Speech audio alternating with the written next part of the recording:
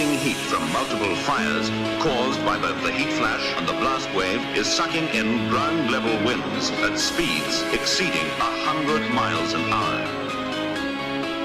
Within its center, the temperature is rising to 800 degrees centigrade. This is what is technically known as a firestorm.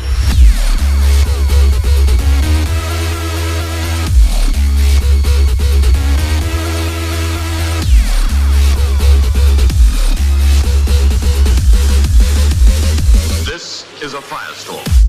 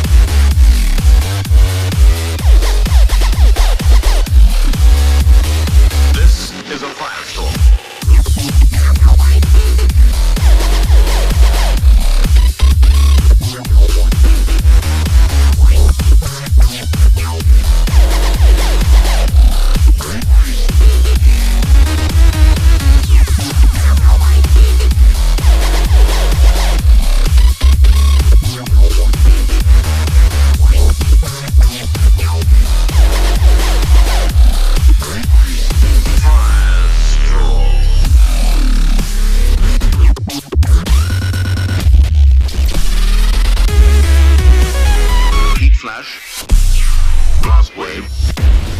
100 miles an hour.